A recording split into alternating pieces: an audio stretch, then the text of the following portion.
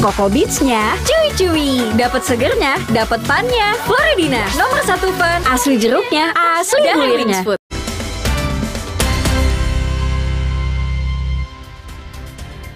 Saudara Kapolri Jenderal Listio Sigit Prabowo membentuk tim transformasi reformasi Polri sebagai bentuk komitmen Polri melakukan perbaikan institusi, meningkatkan transparansi dan memenuhi harapan masyarakat. Tim transformasi dan reformasi Polri diketuai Kalem Diklat Polri Komjen Krisnanda Dwi Laksana dan beranggotakan 52 perwira tinggi Polri. Tim ini akan mengevaluasi semua program yang telah dilaksanakan kepolisian. Kapolri menyatakan tim akan menyerap aspirasi masyarakat terkait hal-hal yang perlu diperbaiki dari Polri, baik dari sisi operasional, instrumental, serta pengawasan maupun juga dari sisi lain yang saat ini menjadi perhatian publik.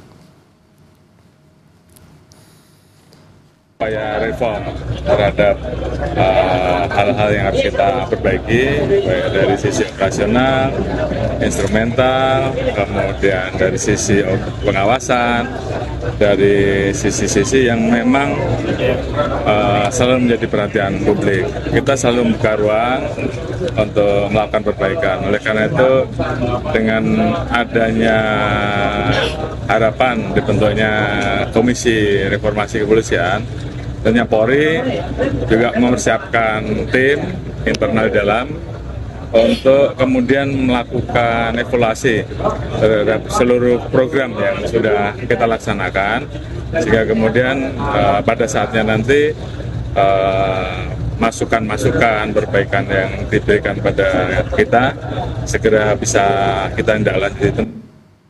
Komisi 3 DPR mengapresiasi pembentukan tim reformasi Polri oleh Kapolri. Anggota Komisi 3 DPR, Sudeson Tandra, tidak mempermasalahkan anggota tim yang diisi personil Polri asal transparan. Artinya kita berbaik sangka bahwa institusi Polri mau berbenah, ya kan? Nah itu, sehingga kita berharap reformasi ini benar-benar dapat membawa institusi Polri ke step yang berikut. Penting adalah transparansi tadi. Ya, apakah internal atau eksternal bagi saya nggak penting. Yang penting transparansi. Ya kami minta transparan. Transparansi itu dalam bentuk apa? Artinya segala kebijakannya transparan, tindakannya transparan, gaya hidupnya transparan, anggarannya transparan, kan selesai. Saudara Kapolri Jenderal Listio Sigit Prabowo membentuk tim reformasi Polri. Lalu untuk apa tim ini dibentuk? Bagaimana nanti jika Presiden juga membentuk Komisi Reformasi Polisi? Kita ulas bersama penasehat ahli Kapolri Irjen Purnawirawan Arianto Sutadi. Pak Arianto, selamat malam. Selamat malam, Pak. Dan ada juga Ketua PBHI Julius Ibrani. Bang Julius, selamat malam. Malam, Audrey. Saya mau nanya dulu ke Pak Arianto. Pak Arianto, ini pertanyaan pertama saya. Sebenarnya tim bentukan Pak Kapolri, transformasi dan reformasi Polri, ini sama nggak dengan bentukan tim yang nanti akan dibuat oleh pemerintah? Pasti beda. Oh beda? Pasti beda. Okay. Karena gini, polisi kemarin kan dikasih disarankan apa mendapatkan kesan ya bahwa polisi itu masih kurang bagus. Ada 9 poin kemarin disampaikan. Padahal polisi itu ya sejak tahun 2002 itu sudah melakukan reformasi. Waktu itu pemisahan dari militer menjadi sipil itu maka butuh reformasi, artinya perubahan total waktu itu. Ya, mentalitas dari militeristik menjadi humanis, dari civilian, kemudian sewenang-wenang, arogan nggak boleh gitu dan sebagainya. Itulah dulu yang disasar reformasi polisi yang pertama kali tahun 2002. Di situ waktu itu polisi melakukan reformasi yang nomor 1 strukturnya dulu dirubah, kemudian instrumental dan kultural. Selama 22 tahun ini sudah berjalan, tetapi rupanya yang berjalan dengan baik ya, struktural dan instrumental. Tetapi kulturalnya dianggap istilahnya jalan di tempat lah. Karena apa? Karena dari aspek kultur terlihat bahwa perilaku polisi itu masih belum memenuhi harapan masyarakat. Contohnya, masyarakat kan menghadapi polisi yang humanis, tapi sekarang masih banyak polisi yang bertindak keras misalnya gitu. Polisi yang menghargai HAM mestinya, tapi dalam demonstrasi kemarin kok eksesif sehingga melanggar HAM dan sebagainya. Dan kalau kurang sekarang lebih kayak gitu ya. sekarang ini kesan polisi kayak gitu yang di lapangan, apalagi kemarin dengan adanya demo gitu, kemudian ada korban, akhirnya ada 9 tuntutan itu ya. Oke, tapi kalau sekarang kan tadinya Pak Arianto bilang beda dengan yang akan dibentuk oleh pemerintah. Kenapa nih? Kenapa tidak disatukan aja? Gini, enggak dong. Akhirnya kan kemarin ada usul ya, ini polisi karena begitu bikin bentuk komisi dong kan gitu kan. Oke. Nah ketika ada gitu, kita di dalam ini, saya sendiri sebagai penasehat menyarankan Pak, tidak usah menunggu ada komisi apa tidak. Bapak di dalam ini harus melakukan pembenahan yang crash program istilah saya. Ya. Dalam waktu 1 tahun itu kan kemarin ada tuntutan yang ditunggu sampai 1 tahun, ada yang 1788-nya untuk 1 tahun. Dalam ya? 1 tahun ini robah Pak itu yang dianggap itu tadi kurang baik itu bisa Pak saya bilang itu. Karena apa? Merubah ini kultur ini itu adalah merubah orang yang terdepan. Yang terdepan ya, orang terdepannya apa? Contoh paling mudah aja, perilaku hedonis. Kan itu kan gampang di berantasnya. Asalkan ada orang gitu langsung ditindak, dipecat, pasti otomatis nggak ada. 1, 2 gitu. Oke. Contoh ya, terus perilaku arogan. Arogan itu harusnya dikendalikan oleh atasannya. Selama ini atasannya kan tidak ikut mengendalikan bawahan. Nah, dirubah, harus atasan itu betul-betul kalau ada bawahan salah, atasannya juga harus menanggung. Contohnya kayak gitu. Dari apa? Komisi panitia yang dibikin itu ya oleh polisi Kapolri itu merubah yang selama ini yang kurang baik itu diperbaiki dengan cepat. Nah, nggak usah nunggu ada komisi apa tidak. Nanti kalau komisi itu dibentuk, kita ikut-ikut Pak, ini yang sudah kita kerjakan, tinggal teruskan kan gitu. Jadi gitu. Jadi nggak perlu nunggu lagi nanti kita langsung go itu. Tim atau komite yang nanti akan dibentuk oleh pemerintah sendiri, Bang Julius. Tapi kalau Anda melihat sendiri sebenarnya ini tandingan atau kayak gimana nih nanti? Ini kita harus bedakan dengan jelas. Kadang-kadang kalau udah judulnya reformasi semua heboh, tapi kita lupa identifikasi masalahnya apa, kebutuhannya apa. Nah, saya mau menegaskan ini bahwa yang dijelaskan oleh Jenderal Arianto barusan, yang jadi perspektif point of view-nya itu adalah apa yang dirasakan masyarakat, apa yang dibutuhkan masyarakat. Itu levelnya evaluasi. Berarti evaluasi kinerja, evaluasi performa, apakah itu pelayanan publik, penindakan di lapangan, pendekatan terhadap massa demonstrasi dan segala macam. Itu levelnya evaluasi, dan saya sangat setuju harus diambil sikap cepat dan tepat di internal kepolisian. Karena levelnya itu adalah evaluasi kinerja dan performa. Tapi kalau kita bicara reformasi, ini berarti dimensinya lain. Dimensinya di situ ada instrumental pertama, yaitu kita bicara Undang-Undang Dasar pasal 30, kita bicara Undang-Undang Polri nomor 2 tahun 2002 dan tahun 2002 dan turunannya. Kita bicara struktur kepemimpinan, struktur kantor Mabes Polri, Polda, dan struktur ke bawah.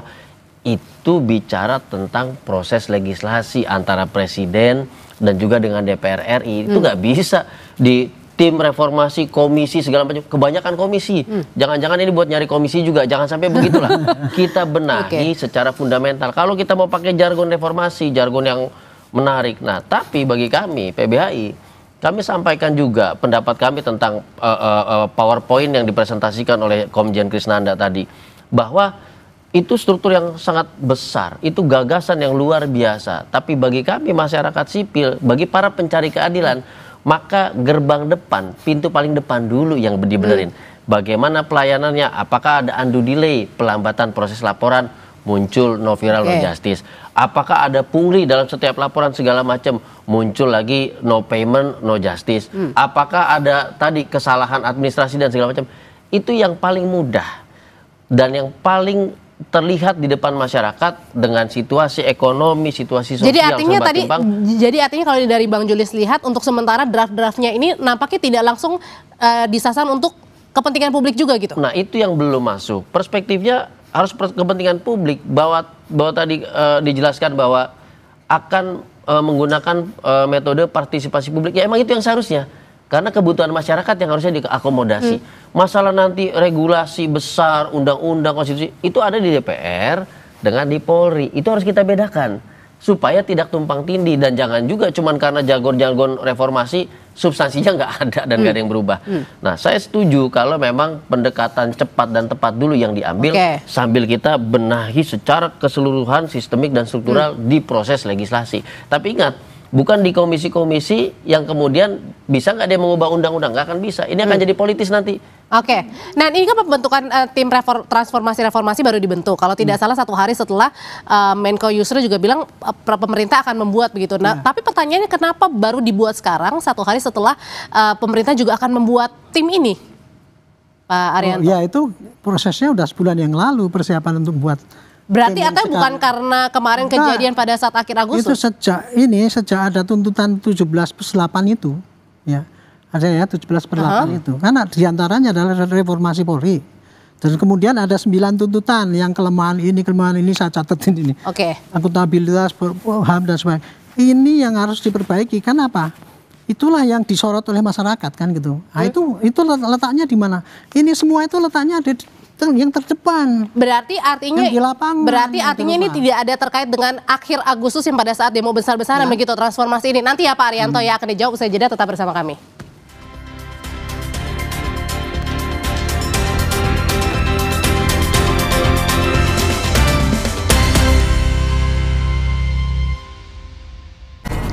Saudara, ini adalah kamar dari diplomat muda Arya Daru yang pada saat itu ditemukan tewas meninggal dunia, persis di kasur yang berada di depan saya. Apakah mungkin orang keluar dari jendela? Saya akan coba, saudara. Apakah sulit atau tidak? Saya akan coba gambarkan, saudara. Posisinya seperti ini, Arya Daru, Mas. Dibo Investigasi, Senin 22 September pukul 8:30 malam di Kompas TV. Sesaat lagi, Anda akan menyaksikan Kompas Update, didukung oleh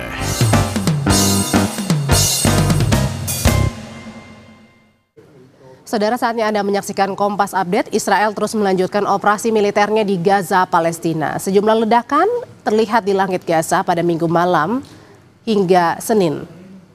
Operasi militer Israel semakin memperparah konflik yang terjadi di Timur Tengah. Militer Israel terus meminta warga Palestina meninggalkan Gaza sebelum serangan kembali diluncurkan. Serangan terus terjadi setelah Inggris, Australia, dan Kanada resmi mengakui negara Palestina pada hari Minggu yang memicu kemarahan Israel. Negara-negara barat lainnya sedang pada pertemuan para pemimpin dunia di Majelis Umum PBB hari Senin, termasuk Prancis.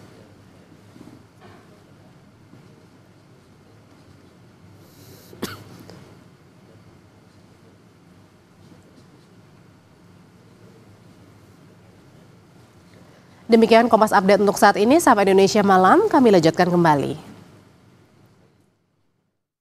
Terima kasih Anda telah menyaksikan Kompas Update, didukung oleh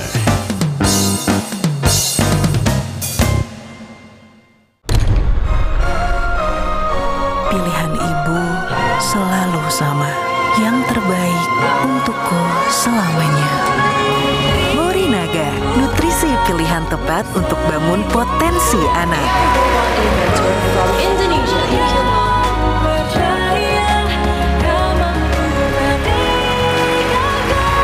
Morinaga, your choice, their future.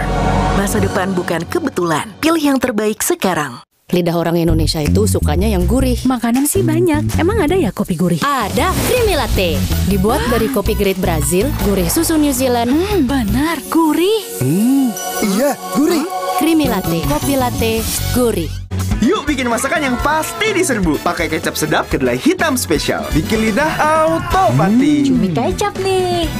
Will Goes Approve, Specialicious. Looks good kan? Taste good. Kecap sedap kedelai hitam spesial. Looks and taste beyond good. Dari Wings Food. Floridina, nomor 1 freshnya, nomor 1 funnya. Bulir jeruknya asli, lebih banyak. Coco Beats-nya cuy-cuy, dapat segernya, dapat funnya. Floridina, nomor 1 fun, asli jeruknya, asli bulirnya. Lawan ketombe dengan Zinc Cool Booster baru. Deo Active Scalp Technology lawan 3 jenis ketombe. Boost sensasi dingin with glacier water and mint. Zinc Cool Booster, ketombe no worries. Lion.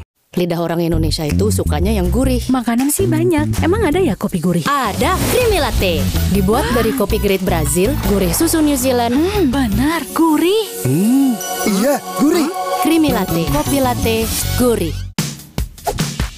Maxim tapi nggak maksimum. Bantu recharge dengan Maison Coco Boost. dari kelapa hijau asli dan 808 mg elektrolit. Tyson Coco Boost bikin lo on terus. Floridina, nomor 1 freshnya, nomor 1 funnya. Bulir jeruknya asli, lebih banyak. Coco Beats-nya cuy-cuy, dapat segernya, dapat funnya. Floridina, nomor 1 fun, asli jeruknya, asli bulirnya. Lawan ketombe dengan Zinc Cool Booster baru. Deo Active Scalp Technology lawan 3 jenis ketombe. Boost sensasi dingin with glacier water and mint. Zinc Cool Booster, ketombe no worries. Lion. Lengkapi referensi Anda dengan update berita terpilih. Halo selamat malam saudara, Anda menyaksikan Kompas Malam. Serta perkembangan peristiwa penting di tanah air dan mancanegara.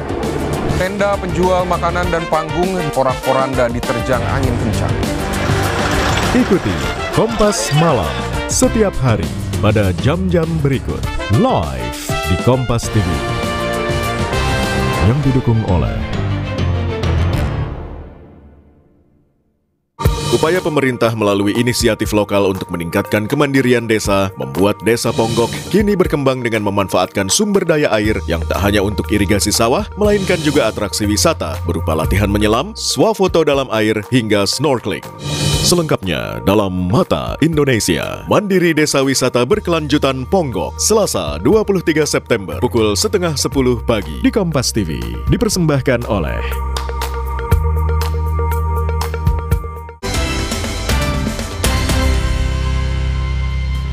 Pertanyaan saya sebelumnya Pak Arianto, jadi tim transformasi reformasi Polri ini bukan karena kemarin pada saat kerusuhan di akhir Agustus lalu evaluasi? Ya, jadi gini, ketika habis prahara itu ya, kemudian kan polisi dianggap polisi kok masih nggak mereformasi sih, katanya gitu kan. Buktinya ada banyak korban meninggal karena ini kan dicap polisi yang bertindak brutal kan gitu. Oke, nggak apa-apa, silakan aja. Tapi kemudian selama ini memang polisi yang masih penampilannya hedonis masih banyak, yang arogan masih banyak itu kan. Nah ini jadi adanya huru-hara kemarin itu kita pakai ini momen untuk perbaiki polisi dalam waktu singkat apa yang dituntut oleh masyarakat itu. Makanya itu belum ada kabar-kabar ada komisi itu, kita udah bilang ya, udah bikin crash program 1 tahun ini, berubah total di lapangan. Itu, jadi dibikinlah itu, tapi baru kemarin diumumkan SK-nya itu, setelah itu. Jadi kalau komisi yang oleh Presiden dibikin itu adalah komisi untuk membuat mungkin reformasi yang gede gitu ya. Kalau polisi ini hanya memperbaiki kekurangan-kekurangan yang ada ini, supaya nanti ini loh, polisi sudah berubah, berusaha berubah ya. Berusaha berubah. Ya, targetnya berapa lama itu? 1 tahun. 1 tahun. Iya, untuk perubahan yang ini perubahan cepat ini 1 tahun harus berubah total. Okay. Tapi untuk merubah itu sebenarnya kalau saya pikir ya pakai konsep yang saya pakai ini sebulan aja bisa kelihatan kalau kita serius. Kalau serius. Nah, tapi pertanyaan berikutnya adalah gimana caranya tim ini dibentuk oleh orang-orang di dalamnya ini polisi aktif juga. Berarti artinya akan mengevaluasi diri sendiri, emang bisa Bang Julius? Nah, makanya saya katakan tadi kalau kita pakai metodenya metode gimmick segala macam ya susah. Polisi ini masih punya jenjang komando dengan pimpinan sampai ke bawahan. Dulu malah kita punya waskat. Kalau bawahan kita melakukan pelanggaran, atasannya juga kena evaluasi, kena sanksi. Nah, bisakah diterapkan saat ini? Harusnya bisa. Jakarta sebelum-sebelumnya kita nggak pernah lihat ada tindakan represi demo loh 1 tahun lebih. Sekarang situasinya berbeda. Artinya bisa melakukan itu. 2 kata kunci, cepat dan tepat, maka harus ke hal-hal yang tadi yang paling sederhana dulu.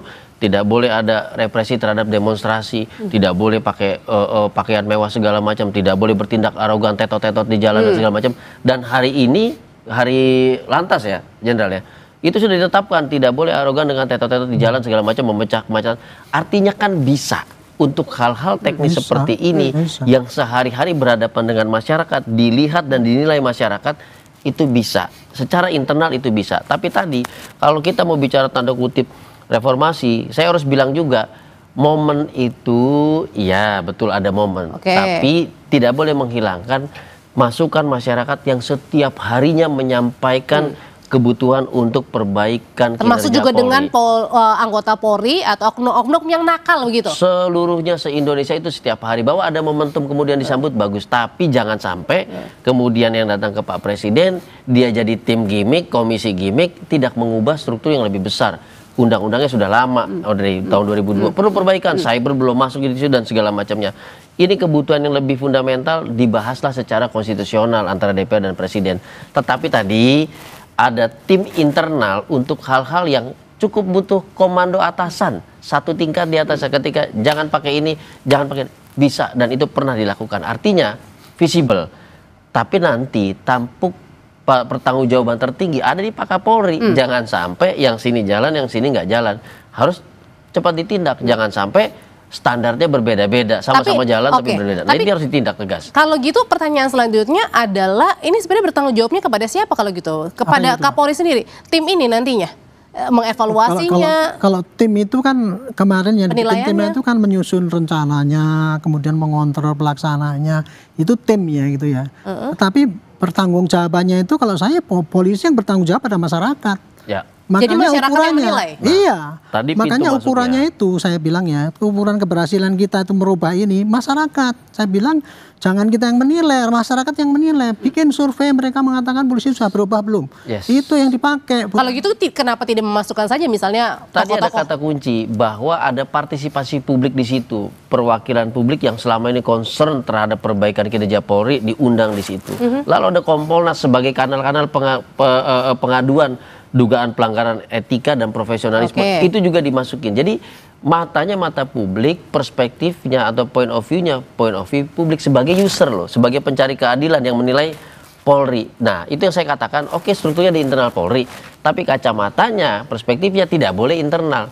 Kacamatanya kacamata publik, karena kepentingan publik yang harus diakomodasi, kebutuhan publik yang harus diakomodasi. Maka tadi yang menyatakan pertanggungjawabannya ini kepada siapa? Bukan kepada Kapolri. Pertanggungjawaban programnya di Kapolri, tapi Kapolri bertanggung jawab kepada publik, menjelaskan kepada publik mana nih yang sudah jalan dan mana yang belum, kenapa belum berjalan. Dia harus sampaikan kepada publik secara terbuka supaya tadi nggak ada lagi ketimpangan, yang di sini oke, yang di sana bermasalah. Nah, ini yang kita kejar. Nah, tapi kalau gitu pertanyaan selanjutnya adalah, oke, tadi perbaikan di dalam internal Polri sendiri begitu. Tapi bagaimana juga dengan polisi-polisi yang nakal misalnya, atau mungkin yang pada saat kerusuhan terakhir itu mungkin juga kan diminta untuk diinvestigasi juga kan, misalnya ada perbuatan-perbuatan yang mungkin saja mencoreng begitu. Itu gimana? Itu Mas. Ini saya mungkin saya bisa jelaskan ya, Mbak ya. Gini, Bapak polisi yang nakal, program yang cepat ini ya ada 7 itu. 1, hapus hedonis. Artinya apa? Perilaku yang di lapangan langsung bisa bisa dikoreksi, Pak. Gampang sekali itu. Yang kedua, perilaku arogan nggak boleh, menjadi humanis. Yang ketiga, supaya nggak lupa dulu, waslekat, pengawasan lekat itu atasan bawah itu. Kayak yang dulunya melempem, sekarang kalau ada atasan dengan bawahnya kolusi, dua-duanya copot. Contoh gitu. Keempat, whistleblower. Kita menghimbau masyarakat beranilah meniupkan kesalahan-kesalahan di lapangan itu. Kelima, pelayanan yang bebas koruptif. Yang keenam, kecepatan reaksi, mau telepon maupun reaksi cepat kalau kita datang. Itu yang terakhir ada 911 itu dihidupkan. Jadi itu ya, 7 program itu menjamin bahwa anak gua yang nakal pasti ditindak. Tapi pertanyaannya juga sekarang ini kalau misalnya publik juga memviralkan, artinya belum viral pun juga belum tentu ada justice begitu kan? Saya tadi lupa 1 SPK. Jadi yang no viral no justice itu diantisipasi dengan program optimalisasi SPK. SPK itu apa? Memudahkan laporan, kemudian setiap komplain harus ditanggung, harus ditindaklanjuti. Orang yang menelantarkan LP langsung copot. Itu kayak gitu bunyinya. Aturannya itu. Jadi itu bisa berani seperti itu? Bukan berani, kalau diperintah dari atasan kan harus ada. Makanya nih perintah ini gini ya. Ada anggota nanti lapangan yang nakal itu, Kapolsek harus nyopot. Karena Kapolsek harus mempunyai fakta integritas bahwa saya menjamin di lingkungan saya tidak ada loket yang pungli. Kayak gitu sistem Jadi ini sistem penilaiannya adalah penilaian oleh masyarakat, dan kita ciptakan sistem penilaian itu bisa berjalan. Itulah yang kita bikin keras program ini gitu. Artinya di sini adalah pengawasannya di masyarakat sendiri. Balik lagi kepada ketika misalnya ada yang nakal, mereka kemudian mengupload dan diketahui harus ditindak langsung. Itu yang saya katakan, penilaian itu tidak boleh di internal. Penindakan dan strukturnya memang harus di internal, tapi penilaian di masyarakat. Pencari keadilan tahu kapan dia telah mendapatkan keadilan atau tidak, nggak akan meminta lebih dia. Pencari keadilan akan tenang, tidak teriak-teriak, tidak viral sana sini ketika ada komunikasi penjelasan yang jelas. Ini sudah on proses tapi terhambat ini tuh. Kalau komunikasi ini berjalan, maka nggak akan ada tuh viral-viralan. Dan ketika masyarakat tahu hambatan polisi apa, pasti masyarakat memaklumi. Yang selama ini terjadi, betul tadi yang Jenderal bilang, terjadi penelantaran laporan yang kita sebut undue delay. Tidak ada penjelasan tanpa ada surat menyurat. Nah, ini yang bermasalah. Padahal itu tanggung jawab administrasi sebagaimana peraturan di internal Polri. Itu yang pertama. Yang kedua adalah, saya katakan, ini kenapa penting masyarakat duduk di antara para polisi ini untuk tim evaluasi internal. Kenapa? Karena kepala dia yang bisa menilai di mata masyarakat ini sudah beres atau belum. Karena standarnya berbeda, perspektifnya berbeda. Ketika masyarakat bilang oke kok selesai. Dalam beberapa kasus kita mikir panjang kali lebar, misalnya laka lantas dan segala macam. Wah, ini harus dipenjara nih, harus enggak. Ternyata pencari keadilan bilang cukup kerohiman saja, kekeluargaan kami kan selesai. Artinya apa? Kita nggak bisa pakai perspektif kita. Pencari keadilan langsung yang menilai, yang menyampaikan kepada Polri. Tapi yang harus kita pastikan kanalnya itu ada. Nah, karena kanalnya ini nggak berjalan, akhirnya putus komunikasi. Lalu terjadi protes sana sini dan viral sana sini. Nah, ini harus dipastikan kepada kepolisian. Dan terakhir, kita punya struktur kok tentang tadi kalau ada pelanggaran seperti peristiwa kemarin. Pertanyaannya ketika pemeriksaan yang di lapangan dilibatkan nggak saksi-saksi segala macam dari masyarakat, bukan perspektif dari si pelaku saja. Situasi seperti apa masyarakat yang tahu. Jadi pertimbangan misalnya kayak Kanjuruhan dan segala macam. Yang hilang itu ada perspektif korban, perspektif pencari keadilan. Proses sudah selesai, tapi pencari keadilan belum adil. Nggak akan bilang ini belum adil, Pak. Kenapa? Kami melihat, kami mendengar, tapi kami nggak punya kanal untuk menyampaikan itu. Artinya nggak akan selesai masalah. Jadi kata kuncinya, Audrey, ada di situ. Transparansi dan pelibatan publik itu yang harus diutamakan. Sesibuk apapun Polri dengan pembenahan internalnya. Tanpa ada komunikasi publik, tanpa ada kanal transparansi dan pelibatan publik gak akan lihat, oh ini udah kerja atau belum, nggak tahu. Kan gitu. Itu yang harus dibangun di dalam tim yang sekarang dibentuk oleh Pak Polri dan bersama. Timnya ini 1 tahun ya Pak ya tadi ya targetnya ya.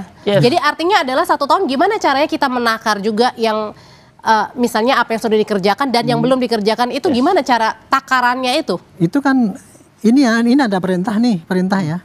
Perintahnya itu tadi whistleblower harus difasilitasi, pelayanan harus bebas pungli. Setiap bulan itu dianalisis berapa ada pungli, berapa yang tindak apa. Itu dilaporkan terus. Nah, kemudian nanti di akhir tahun kan kelihatan. Tetapi yang menilai ini berhasil apa tidak adalah publik. Karena publik yang akan menilai pada kita. Kita mengharapkan setiap pimpinan daerah itu harus berani tanya pada publik, anggota saya udah baik belum itu.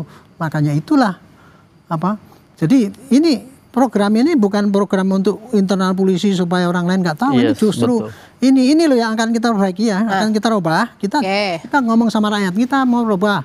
Caranya begini, tolong Bapak, bahkan nih Pak ya, cara-cara ini mau tak kasihkan pada masyarakat. Kalau perlu taruh di pasar ini loh, polisi itu mau berubah kayak gini. Biar masyarakatnya tahu. Biar bisa langsung gampang ditagih ya. Betul sekali. Iya, jadi biar tahu masyarakat polisi kamu harus begini gitu. Nggak diumpetin ini. Kalau gitu pertanyaan selanjutnya dengan tim reformasi yang dibentuk sekarang oleh Kapolri sendiri, perlu nggak kalau gitu pemerintah juga membentuk komite juga, tim juga? Kalau pendapat saya levelnya kalau sudah eksekutif, pemerintah sudah presiden, ini levelnya level konstitusional, bukan level teknis evaluasi kinerja performa harian seperti ini. Ini sangat teknis, kerjasama cukup dengan Propam, cukup dengan Kompolnas, panggil masyarakat sipil kalau kaitannya dengan HAM, panggil Komnas HAM, cukup di situ. Berarti ada sebenarnya nggak perlu juga? Nggak perlu juga, dan nggak perlu tim-tim khusus segala macam. Tiap hari harus dikerjakan, karena kalau kita bicara Polri, ini instansi yang diatur oleh konstitusi, yang artinya sama seperti kebutuhan sehari-hari. Jadi evaluasinya itu harus sehari-hari. Cuman tinggal menambah pengawasan mata masyarakat di situ. Dan kalau kita bicara tanda kutip bombastis sekali reformasi, berarti dia menyentuh instrumen dan struktur para pemimpin. Standarnya seperti apa sih? Kapolri nanti standarnya seperti apa sih? Berarti dia ada di level konstitusi, DPR dan presiden. Rujukannya apa nanti? Apakah undang-undang Polri sudah membenahi itu semua? Apakah excessive use of power ini berakar dari undang-undang, atau hanya perintah lapangan saja yang menerjemahkannya berbeda? Apakah fungsi intelijen ini dari segi regulasi berjalan beriringan dengan fungsi Kamtipmas dan segala macam? Itu baru levelnya level konstitusional presiden. Presiden tidak boleh membentuk komite-komite khusus, komisi-komisi khusus. Jangan, dia nggak di level teknis, dia di level konstitusional antara eksekutif dan legislatif membentuk instrumen yang harus diperbaiki. Memang dari tahun 2002 sekarang sudah 2025, banyak hal yang perlu diperbaiki, dikaji ulang, dimasukin yang mana yang perlu dikurangin dan segala macamnya, dan itu belum ada gitu. Teknis biarkan teknis internal berjalan, tapi kita bicara tentang total perbaikan maka tetap berjalan juga konstitusional, dan itu harus berjalan dong. Setiap tahun dia harus berjalan di level konstitusional, begitu Audrey. Kalau gitu artinya adalah tetap masing-masing berjalan saja begitu, dan nanti adalah masyarakat yang menilainya sendiri. Nah, tapi kemudian apakah juga ini masyarakat juga menantikan kan sebenarnya gebrakan-gebrakan yang dilakukan. Nah, kalau begitu cara mengukurnya juga masyarakat adalah tadi dengan balik lagi ketika misalnya tadi tidak difasilitasi, kemudian bisa diviralkan dan ditanyakan langsung. Nah, pertanyaannya apakah cepat itu kemudian akan ditindak? Nah, ini yang harus dibumikan. Makanya saya katakan membuat program dengan kata kunci cepat dan tepat itu harus seteknis mungkin, nggak boleh ngambang, karena nanti barada-barada di bawah, tim teknis di bawah, petugas di bawah itu susah mengartikan lapangannya seperti apa, kan begitu. Jadi level teknis ini harus benar-benar perintahnya teknis, tidak boleh ini, tidak boleh ini. Kalau indikatornya sederhana, Andre, soal layanan yang misalnya terbengkalai atau ditelantarkan, sepanjang masih berisik di media sosial, protes sana sini, wah no viral no justice, berarti dia belum jalan. Itu aja. Baik. Dan kita bisa bedain kok yang mana yang memang mesin bot, yang mana yang buzzer buat nyerang segala macam, kita bisa bedakan. Yang mana yang memang pencari keadilan, yang betul-betul korban, itu bisa kita lihat. Jadi saya katakan berkali-kali, kalau udah level presiden ngurusin begini, ada berapa ribu laporan, ada berapa ribu penundaan segala macam, masa setiap hari presiden ngurus yang ini? Kan nggak mungkin. Dia nanti bahas sistem, struktur dan instrumen bersama dengan DPR. Teknis serahkan ke internal, masyarakat ada di situ melihat dan menilai gitu. Dan mengawasi termasuk ya? Sudah pasti harus. Baik, terima kasih Pak Arianto, Bang Julius, terima kasih, selamat malam. Saudara, usai jeda kami kembali dengan informasi dari ribuan warga Gaza mengungsi ke selatan seiring dengan serangan Israel di udara dan di darat meningkat.